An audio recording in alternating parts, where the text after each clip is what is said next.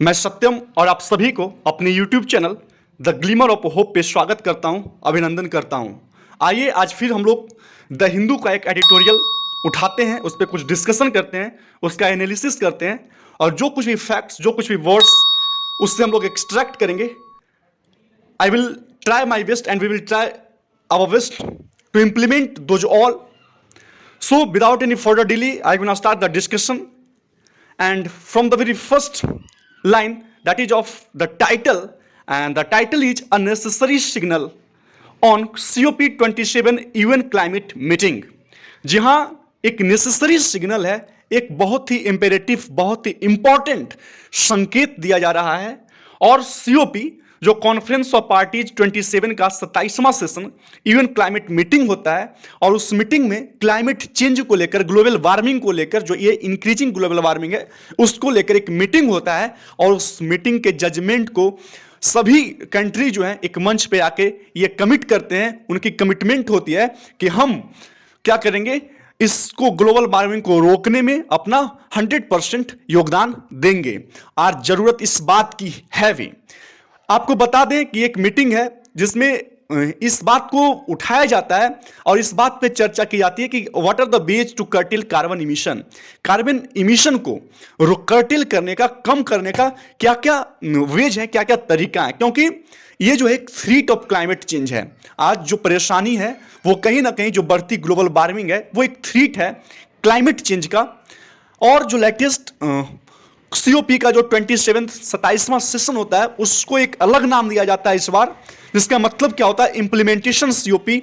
और इसका मतलब क्या हुआ, means full and faithful implementation होगा। मीन्स जो भी आप कह रहे हैं उस मंच पे जाकर, तो उसका कहीं ना कहीं फुल एंड फेथफुल इंप्लीमेंटेशन किया जाएगा। आइए अब एक एक पैराग्राफ करके हम लोग मूव करते हैं। But first of all let me explain you the paragraph title, and that is COP27 must make it clear that securing the world's future get costlier with lost time। मतलब क्या हुआ कि COP यानी कि conference of party जो 27वां session इस बार हुआ, तो उसमें इस बात को स्पष्ट करना होगा उस मीटिंग के दौरान कि सिक्योर करना है किस चीज को, वर्ल्ड की जो फ्यूचर है, यानी कि हमारी दुनिया की जो भविष्य है उसको सिक्योर करना। जैसे जैसे समय बीतता जाएगा और क्या होता जाएगा, वो महंगा होता जाएगा। This is all about the paragraph and the topic of this very article. आइए हम लोग अब एक एक पैराग्राफ करके और अग्रसर करते हैं और समझने का एक प्रयास करते हैं। The 27th session of the conference of parties, COP का ये 27वां सेशन है, अंडर वे, वो अभी चल रहा होता है इजिप्ट में। सी साइड मीन्स जो समुद्र के किनारे एक शहर होता है जिसको शर्म अल शेख बोलते हैं, वहां पे चल रहा होता है। Over 2 weeks heads of governments, diplomats, business heads, activist, journalist and lobbyist will converse. जहां पे ये सभी लोग जो सरकार के प्रमुख हैं, डिप्लोमैट्स हैं, जो बिजनेस के प्रमुख हैं, वो सभी कन्वर्ज होते हैं, एक जगह जुटते हैं। द अटेम्प्ट, और उस मीटिंग में इस प्रयास किया जाता है कि इंच हेड आगे बढ़ा जाए। ग्लोबल रिहॉल मींस जो ग्लोबल वार्मिंग जो बढ़ रहा होता है उसको क्या किया जाए, उसको इंप्रूव किया जाए। एनर्जी कंजम्पशन टू इंप्रूव, ताकि इंप्रूव किया जा सके किस चीज को, अर्थ का जो चांसेस है, जो पोटेंशियल है, जो संभावना है अगेंस्ट कैटास्ट्रोफिक क्लाइमेट चेंज, जो डिजास्टर्स क्लाइमेट चेंज हो रहा है, तो उस संभावना को कहीं ना कहीं हम उसको इंप्रूव करें, और यही अटेम्प्ट उस मंच पे किया जा रहा है। फिर वाइल द एवरेज सीओपी, हालांकि एक बात जो है उसको हम लोगों ने बहुत बार इसको पढ़ा है कि जो बहुत सारे स्ट्रिंजेंट लॉ बनते हैं बट प्रॉपर इंप्लीमेंटेशन वो एक हमेशा से मुद्दा रहा होता है कि जमीनी हकीकतें जो होती है वो काफ़ी अलग होती है, और इसी बात का इस पर जिक्र भी किया गया है। कहा जा रहा है कि average COP ends with a hard bargain document. प्रत्येक जो सीओपी का मीटिंग होता है उसमें हार्ड बार्गेन किया जाता है, बट डॉक्यूमेंट के साथ, बट इसेंशियल प्रिंसिपल जो होते हैं वो काफी अलग होते हैं कि इसेंशियल प्रिंसिपल रिमेन्स कांस्टेंट। जो मुख्य प्रिंसिपल है, जो मुख्य सिद्धांत है जिस पे सभी कंट्रीज को चलना होता है, वो लगातार क्या होता है, बराबर ही होता है, हमेशा से बराबर होता है। और वो क्या होता है कि how to ensure that all countries contribute to paying for what it takes to avoid the consequences of global warming without compromising on economic development। और वो हमेशा से जो कांस्टेंट रहा है वो क्या होता है कि इस बात को कैसे सुनिश्चित किया जाए, है ना, कि इस बात को कैसे सुनिश्चित किया जाए कि इंश्योर किया जाए कि ऑल कंट्रीज कंट्रीब्यूट, कि सभी कंट्रीज कैसे योगदान करेंगे। मतलब ये जो ग्लोबल वार्मिंग है उससे लड़ने के लिए जो जितने भी कंट्रीज हैं वो कैसे अपना अपना योगदान देंगे, ये हमेशा से एक सैद्धांतिक मत रहा है जिस पर विचार विमर्श करने की जरूरत है। फिर क्या हुआ, and what it takes to avoid the consequences of global warming without compromising on economic development, means जो economic development है, means जो economic development है उसको बिना कॉम्प्रोमाइज किए हुए कैसे इसके जो कंसिक्वेंसेस हैं, ग्लोबल बढ़ती हुई जो ग्लोबल वार्मिंग है उसकी कंसिक्वेंसेस को कैसे अवॉइड किया जा सके। बट ध्यान क्या रखना है कि इकोनॉमिक डेवलपमेंट में हम लोगों को कॉम्प्रोमाइज नहीं करना है, किसी भी देश को कॉम्प्रोमाइज नहीं करना है, while accounting for their historical responsibility in exacerbating this crisis। और इस क्राइसिस में जो बढ़ोतरी हो रहा है तो उनके जो हिस्टोरिकल रिस्पॉन्सिबिलिटी रही है उनको भी मद्देनजर रखना होता है। देयर आर सेवरल कंट्रीज, बहुत सारे ऐसे देश हैं, स्पेशली आइलैंड नेशन, खास करके जो आइलैंड नेशंस रहते हैं, they stand to lose the most from the global warming without having role in the causing it. और वो जो आइलैंड नेशन है वो सबसे ज़्यादा जो होता है इस ग्लोबल वार्मिंग से, इस क्लाइमेट चेंज से वो परेशान होते हैं, वो उसका सामना करते हैं। और जबकि इस बात का सबूत है कि उनका योगदान इसको बढ़ाने में बहुत लिटिल होता है, न कि बराबर होता है, फिर भी वो सबसे ज़्यादा इससे परेशान होते हैं। फिर क्या है, given that COP agreements are non binding on the signatory members state, जो COP का जो एग्रीमेंट हुआ है वो नॉन बाइंडिंग है, वो बाध्यकारी नहीं है, किसी को बाध्य नहीं करता है, किसी को कॉम्पेल नहीं करता है। VoLTE faces not unusual, means फिर भी क्या हुआ, बाध्य नहीं करता है, लेकिन जो वोल्टी फेसेस है मीन्स इन समझौता को मानने की पूरी तरह इनकार कर देते हैं। बहुत सारे ऐसे लोग हैं जो इन समझौतों में पहले तो अपनी कमिटमेंट को दिखाते हैं बट वो फिर से क्या करते हैं, इसको मानने से इनकार कर देते हैं। जैसे United States unilaterally exiting the agreement only to join again. मतलब क्या हुआ, जो यूनाइटेड नेशंस है मीन्स दोबारा इसमें शामिल होने से पहले, है ना, यूएसए ने क्या एक तरफा अंदाज में इसको क्विट किया था, इससे एग्जिट किया था, इसको मानने से इनकार किया था। These meetings also serve as a form of public posturing. और ये जो मीटिंग है कभी क्या होता है, एक पब्लिक पोस्टरिंग की तरह यूज किया जाता है।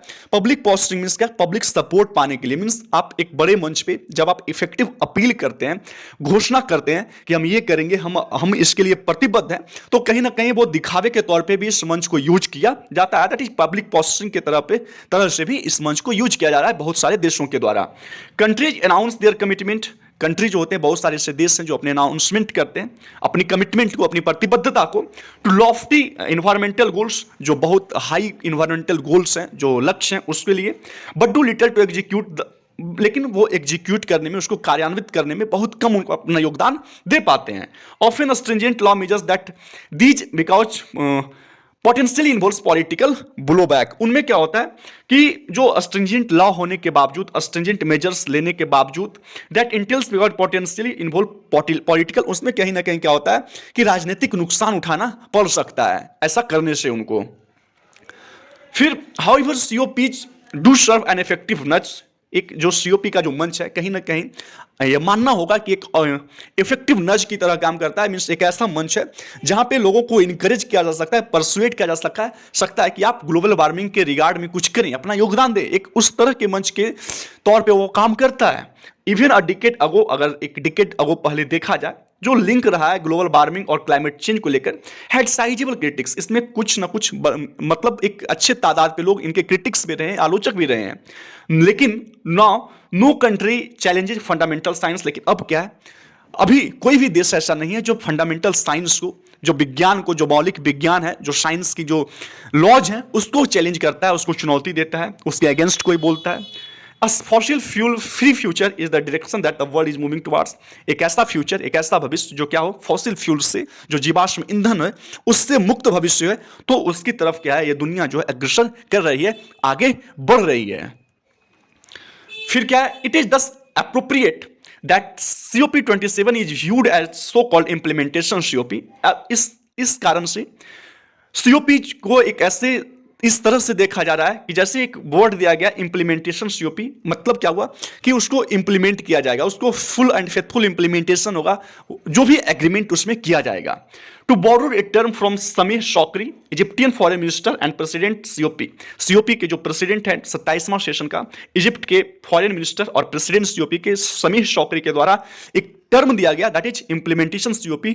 और ये जो 27वां सीओपी का जो मीटिंग हुआ वो उसको कहीं ना कहीं इंप्लीमेंटेशन सीओपी के तौर पे देखा जा रहा है। Shifting from fossil fuels to renewable resources is expensive. We know very well कि फॉसिल फ्यूल से रिन्यूएबल रिसोर्स की तरह शिफ्ट करना वाकई में क्या एक कॉस्टलियर अटेम्प्ट होगा, एक एक्सपेंसिव अटेम्प्ट होगा। And the large developing countries, और जो लार्ज डेवलपिंग कंट्रीज है जैसे India, China, Brazil, South Africa, while committing to carbon free future also underline their right to rely on fossil fuels interim. वो अपनी प्रतिबद्धता तो show करते हैं कि हम क्या है कार्बन फ्री फ्यूचर की ओर अग्रसर कर रहे होते हैं, तो लेकिन कहीं ना कहीं आंतरिक तौर पे वो इस भरोसा, उनकी जो भरोसा है कभी कभी फॉसिल फ्यूल्स को यूज करना, कहीं ना कहीं उस अपने अधिकार को भी वो रेखांकित करते हैं। एक तरफ प्रतिबद्धता दिखाते हैं कि हम लोग कार्बन फ्री फ्यूचर की ओर अग्रसर कर रहे होते हैं, एक ऐसा भविष्य बनाने की और प्रतिबद्ध हैं जो कार्बन फ्री होगा, बट उल्टा अगर देखा जाए तो कहीं ना कहीं अपने अधिकार को भी वो अंडरलाइन करते हैं, रेखांकित करते हैं। जो अधिकार क्या है कि वो रिलाई करते हैं कहीं ना कहीं फॉसिल फ्यूल्स पे भी। फिर the next paragraph is while there is agreement that developed countries foot the bill. कहीं ना कहीं एक एग्रीमेंट है कि जितने भी डेवलप्ड कंट्रीज हैं वो बिल को जो है वो उसका भुगतान करेंगे, मतलब वो हेल्प करेंगे इससे निपटाने के लिए। जो क्लाइमेटिक जो थ्रेट है क्लाइमेट को लेकर, जो ग्लोबल वार्मिंग है, तो उसको निपटाने के लिए वो फुट द बिल करेंगे। The work of the wrangling is over determining how the bill is paid. लेकिन जो डिस्प्यूट्स है, जो रैंगलिंग है, वो इस बात से है कि जो तकरार है वो इस बात से है कि भुगतान के तरीके को कैसे निर्धारित किया जाएगा। जो डिस्प्यूट्स है वो इस बात को है कि तरीका जो है वो कैसा होगा। इस बात की एग्रीमेंट हो चुकी है कि जो डेवलप्ड कंट्रीज हैं वो फुट द बिल करेंगे, उस बिल का भुगतान करेंगे। बट जो मेन डिस्प्यूट्स है, जो मेन कॉन्फ्लिक्ट है, वो इस बात को लेकर है कि what would be the ways, who will decide the ways, है ना, डिसाइड कौन करेगा उस बिल को भुगतान करने के तरीके कौन निर्धारित करेंगे। द इंप्लीमेंटेशन सीओपी, जो इंप्लीमेंटेशन सीओपी है, इंडिया हैज सेड, इंडिया ने इस बात को कहा कि मस्ट सेट आउट ए ट्रांसपेरेंट पेमेंट सिस्टम, एक पारदर्शी, एक ट्रांसपेरेंट पेमेंट सिस्टम का सेट आउट करना चाहिए, स्टार्ट करना चाहिए। एंड स्पेल आउट, और इस बात को एक्सप्लेन करना चाहिए उस मंच पे, how countries already reeling under climatic disaster can be compensated. Means कैसे कंट्रीज जो है वो रीलिंग अंडर मीन्स स्टैगरिंग कर रहे हैं, लड़खड़ा रहे हैं क्लाइमेट के डिजास्टर जो है, क्लाइमेट की जो खतरनाक पहलू हैं उससे कैसे स्ट्रगल कर रहे होते हैं और उसको कैसे कॉम्पेंसेट किया जाता है। तो इस बात को भी कहीं ना कहीं उस मंच से बताना होगा दूसरे कंट्रीज को।